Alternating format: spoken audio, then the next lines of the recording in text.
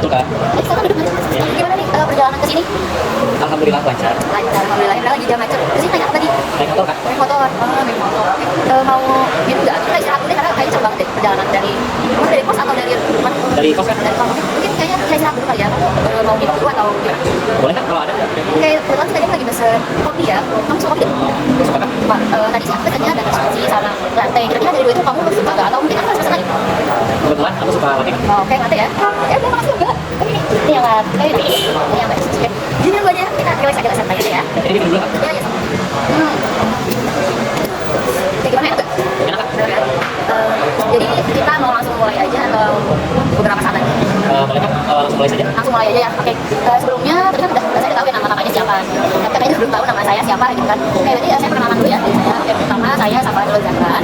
Saya sebagai pekerja sosial yang akan membantu Kak Ibnu ini untuk keluar dari masalah Ibnu gitu kan. Karena kebetulan Kak Ibnu juga datang secara sukarela ya kepada lembaga saya. Jadi saya diamanahkan untuk membantu Kak Ibnu gitu. Jadi salam kenal ya Kak, saya Safa. Selamat kak. Ya, sama. Yang pertama juga saya Ibnu, saya mahasiswa jurusan teknik kimia. Dari kimia, mas kimia ya dari dulunya? Ya, aku suka banget tes kimia. Suka banget. Kira-kira apa sih materi yang paling favorit gitu? Sebenarnya saya suka materinya itu kimia organik kak. Nah, organik itu kayak gimana kira-kira? Jadi kimia organik itu kurang lebih seperti contohnya biogas, biomasa, dan kurang seperti itu kan? Oke, gitu ya. Dari yang saya baca gitu ya, dari laporan yang diterima oleh lembaga, gitu bahwasanya Kak Ibnu datang karena aku merasa stres ya dengan kegiatan perkuliahannya Kak Ibnu, gitu. Ya kak. Oke, sebelum kita mulai ya Kak Ibnu, mohon maaf, ini saya sambil di record, terus saya juga mencatat tentang informasi-informasi yang Kak Ibnu berikan. Tapi Kak Ibnu tenang aja, semua informasi yang Kak Ibnu berikan hari ini kepada saya dan apapun yang saya catat, apapun yang saya rekam hari ini itu benar-benar rahasia gitu Kak Ibnu. Jadi hanya saya yang mengetahui secara detail bagaimana informasi yang Kak Ibnu berikan. Oh nanti ada suatu ketika saya bisa membagikan informasi ini, yaitu ketika pertama informasi yang Kak Ibnu berikan ini membahayakan diri Kak Ibnu atau mungkin membahayakan orang lain. Dan yang terakhir mungkin ketika diminta oleh lembaga yang berwenang untuk membantu Kak Ibnu nantinya gitu ya. Jadi ketika ketiga peristiwa itu muncul, mungkin saya akan tahu dulu Kak Ibnu untuk membagikan informasi ini. Tapi tenang aja, informasi yang diberikan pun tidak seluruhnya gitu ya, hanya secara garis besarnya saja gitu. Apakah Kak Ibnu sudah mengerti? Dimengerti kak. Oke, jadi tenang aja di sini sifatnya benar-benar rahasia. Baik. Jadi duduknya udah nyaman? Emang kak? Oke, kita mulai aja sesinya ya. Gimana nih Kak Ibnu? Apa sih yang mau Kak Ibnu sampaikan kepada saya?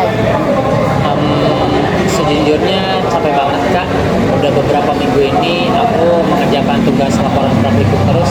Belum lagi laporan-laporan yang menumpuk.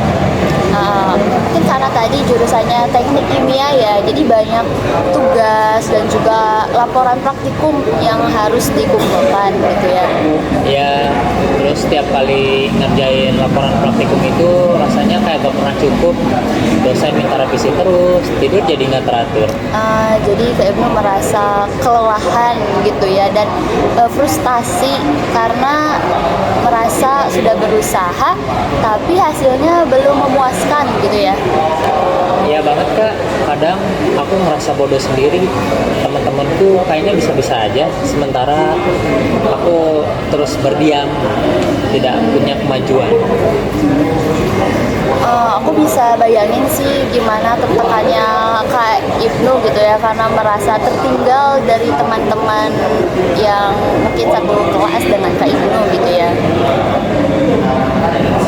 Ya, aku ngerasa gak cukup pintar buat masuk teknik kimia ini tuh. Aku jadi mikir, walaupun aku suka dengan kimia, apakah ini jalan yang benar buat aku untuk masuk ke jurusan teknik kimia ini? Kalau boleh tahu nih Kak Ibnu, ketika Kak Ibnu merasa kewalahan, merasa tertinggal gitu tuh apa sih yang biasanya Kak Ibnu lakukan untuk setidaknya menghibur gitu Kak Ibnu? Biasanya aku coba ngejauh dari semua tugas dulu, main game, dan paling nonton film biar gak mikir. Tapi kadang malah jadi kebablasan. Jadi Kak Ibnu ini mencoba untuk menjauh dari semua yang bikin stres, tapi malah kadang makin merasa stres ya karena kehilangan waktu gitu. Iya kak, kayak lingkaran setan kan. Awalnya stres, bisa hindar, waktu habis, malah makin stres. Ya sih, yang aku tangkap ya dari informasi yang Kak Ibu berikan tuh, aku jadi ngerti deh kenapa Kak Ibu bisa merasa tertinggal gitu kan. Karena ya Kak Ibu menjadikan orang lain standar dari kehidupan Kak Ibu gitu. Padahal ya Kak Ibu yang perlu Kak Ibu tahu bahwasanya setiap orang tuh punya waktunya tersendiri gitu. Karena setiap orang tuh berjalan di garis waktunya sendiri. Gitu. Kalau misalnya hari ini Kak Ibu merasa tertinggal, ya mungkin memang di garis waktu seperti itu gitu. Tapi bukan berarti Kak Ibu harus berdiam diri dan merasa tertekan gitu kayak gitu. Coba deh Kak Ibu rubah cara pandang itu, jangan lihat sudah sejauh mana Kak Ibu melangkah gitu. Jadi cukup fokus aja ke diri Kak Ibu itu ya, sehingga rasa stresnya, rasa tertinggalnya tuh jauh lebih mengurangi gitu daripada Kak Ibu menjadikan orang lain sebagai standarnya Kak Ibu kayak gitu. Iya sih, aku merasa harus selalu memberikan yang terbaik karena aku anak pertama juga, takut dibilang nyerah atau nggak bisa jaga kepercayaan keluarga. Jadi kamu anak pertama ya. Ya, Kira-kira Kak Ibu pernah nggak sih ceritain masalah ini ke orang tua atau saudara-saudara Kak Ibu yang lain? enggak, aku takut mereka malah tambah khawatir.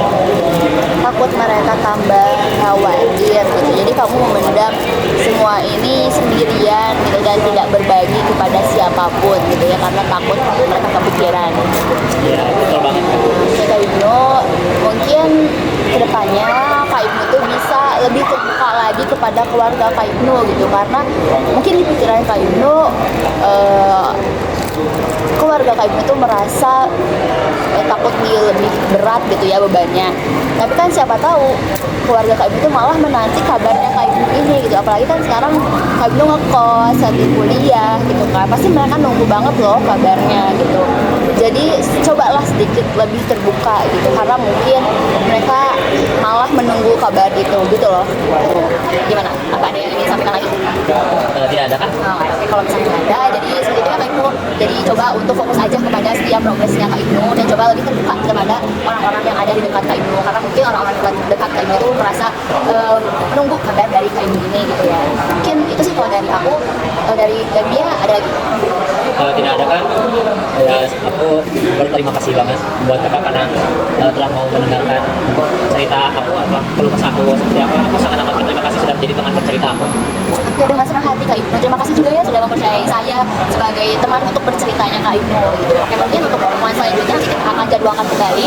Namun kalau misalnya Kak Ibnu ada yang ingin disampaikan kembali kepada saya, kami bisa kontak saya aja di nomor yang kemarin sudah dihubungi oleh Kak Ibnu gitu ya. Baik kak, mungkin nanti saya akan hubungi kakak kembali. Oke, terima kasih ya Kak Ibnu. Mungkin Kak Ibnu ada kegiatan lain setelah ini atau mungkin akan diam dulu di sini? Saya ada kegiatan lain, saya mau menanyakan lamaran itu. Oke, ingat ya jangan menjadikan orang lain sebagai standar ya.